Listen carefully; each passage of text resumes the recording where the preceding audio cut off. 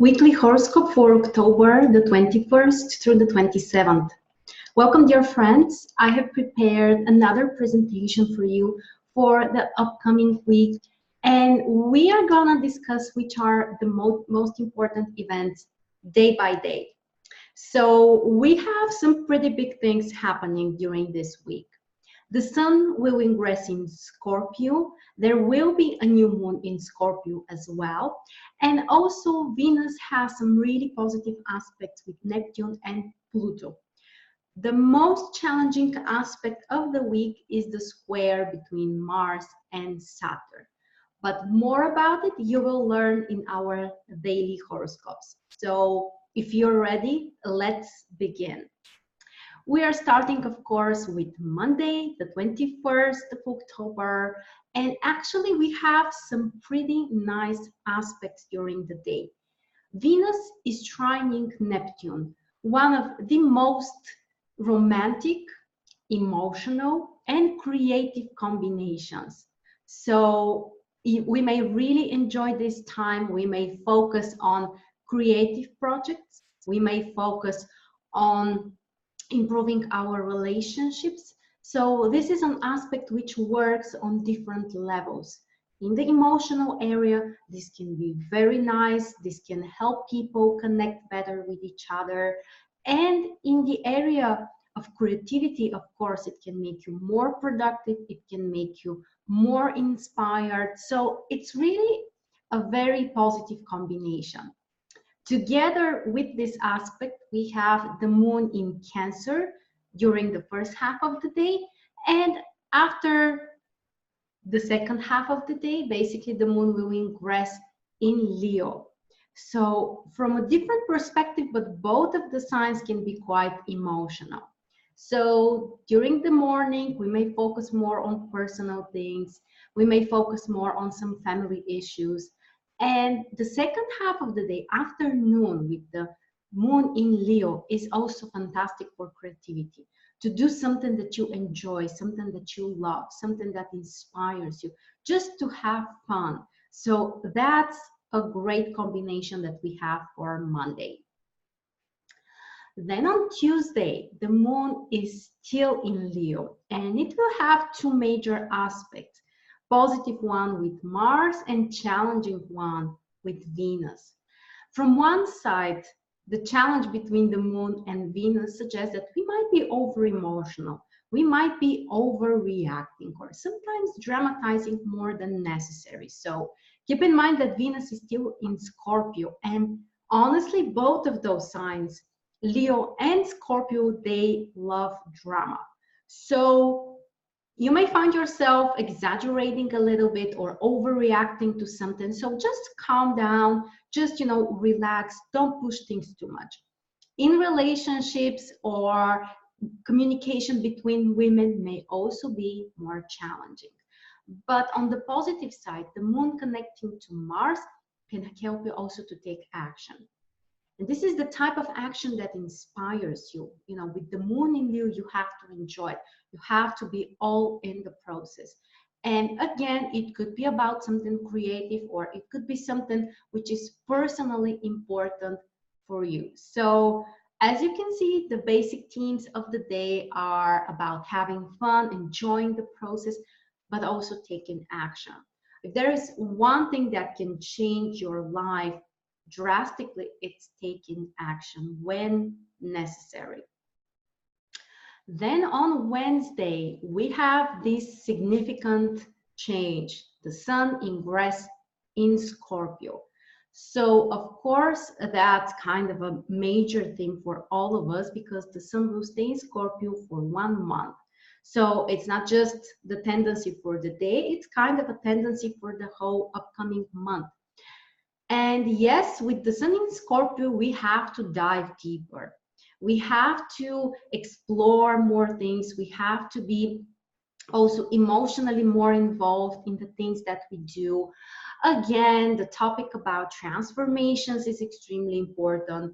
The tendency to dramatize as well. This is just one of the Scorpio things. So for the next 1 month, you can be more passionate about something. You may explore something. For spiritual work, by the way, this is also great. And overall, your emotions and your desires can actually motivate you to take more action.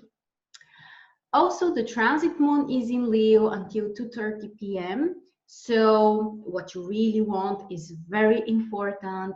You have to be inspired. You have to be creative. You have to take care of yourself as well. And after 2:30 p.m. with the moon in Virgo, it's time to focus a little bit more on practical things, to be more precise, to order things, to structure things. So for work, for business, this would be a very positive position. As you can see here, the most important is to be focused, to be concentrated. That's what the Scorpio sign can help us with. And also to be precise. That's kind of the Virgo energy that the moon is bringing. Then on Thursday, the sun being now in Scorpio will have a minor challenging aspect with Neptune. So there could be some kind of misunderstanding. We potentially can make a mistake, or we can forget, or we might be more distracted, or we might be a little bit out of space, you know, not so grounded, not so much in touch with reality. But on the positive side, this is a combination which can make you more inspired, more creative, you know, connecting to a kind of a different type of energy. And especially for artists, for people who need that creativity, this can bring even more inspiration and actually may show you that you need to work hard for your assignments, for your creative projects. But overall, just make sure to check things twice so that you don't make a mistake, that you are not forgetting an important task, that you are expressing yourself correctly, because people may not get exactly what you are telling. So there is kind of a mismatch or misunderstanding possible. On the other side, the moon will be in Virgo. And the moon in Virgo requires from us to keep some critical mind, some critical way of thinking, to do something precisely, to pay attention to the details. So there is kind of confusion here or contradiction between the Neptune energy and the Virgo energy. So, you know, take care of your assignments, be precise, and at the same time try to use this inspiration to do something, you know, which is helping you or helping someone else. That's kind of the best possible manifestation of this combination. But even for work with the moon in Virgo, we may still do some pretty significant stuff, you know, maybe not the biggest one, but the small and important details that we can really pay attention to. And then on Friday, the very last day of the working week, we have a very positive aspect between Venus and Pluto. So this is a combination that can really make us more emotionally attached, can make us more passionate about something. In relationships, this can bring depth, this can bring attraction between people. In business, this is also a great aspect for negotiations and also for solving financial things, because Venus is in Scorpio, the sign which is ruled by Pluto. Pluto is in Capricorn, a sign which is related to career and social projects. So that would be a great time actually to focus on those financial things or some career projects, to negotiate, to communicate with other people. So overall, the aspect is positive both for personal and career stuff. The moon is also shifting on Friday. During the first half, it's in Virgo, so we still have to be precise, accurate, practical, grounded. And after 3:30 p.m., the moon ingress in Libra. Even more focus on the relationship stuff, on the communication between people, maybe having time for the things that we like, just to enjoy life overall. And then on Saturday, we have the sun in a creative aspect with Saturn, quintile aspect. So on Saturday, we can expect some kind of changes, some kind of, you know, different situations. We may focus on work or certain responsibilities, but at the same time, there is a need for a change or for a shift. So you might be productive, but at the same time, you need a different approach. You need to try something new. You may change the main principles that you follow or something in that area. At the same time, Venus has a semi-sextile minor positive aspect with Jupiter. So it can bring you joy, it can bring you positive emotions or some kind of success, especially in the personal area, or for example, buying something nice for yourself or making a gift. All of that is quite possible for Saturday. And with the moon in Libra, the focus is really on the relationship area. So go out with your friends, go out with your spouse, or do something that you love, or do something that will help you to feel better about yourself. And here we have also minor detail that we need to discuss as well.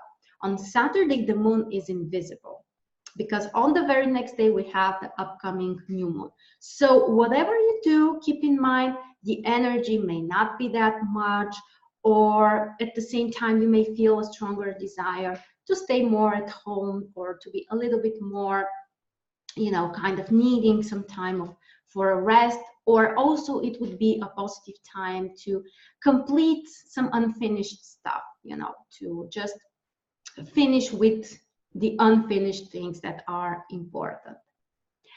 And then on Sunday, we have the big news. So we have the new moon in Scorpio, but also Mars, which will square Saturn.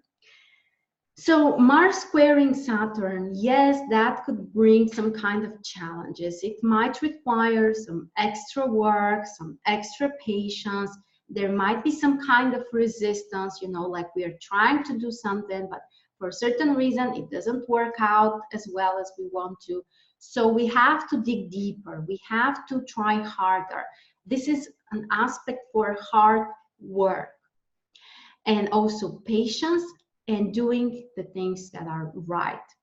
Don't procrastinate, don't wait for too long. Sometimes this aspect can make us, you know, can slow things a little bit for us.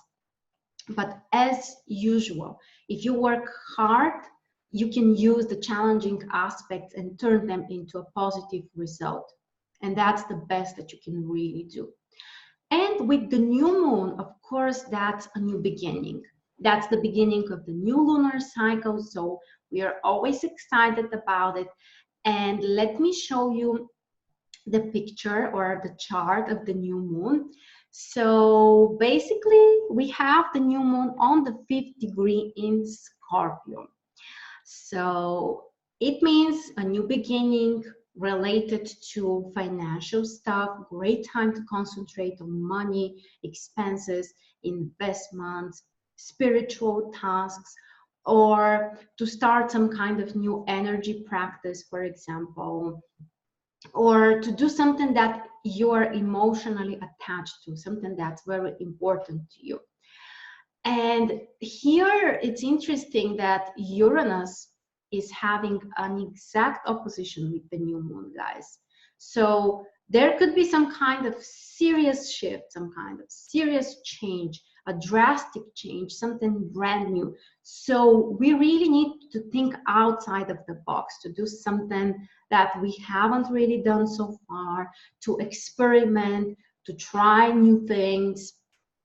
And of course, it's important where exactly in your chart this conjunction is falling. So we are going to discuss that in a little bit. But let me just show you that we have another aspect with the new moon from Saturn. Saturn is having a quintile, minor creative aspect. And this aspect also shows some kind of change about our principles, about our own rules, about, you know, how we are doing things normally.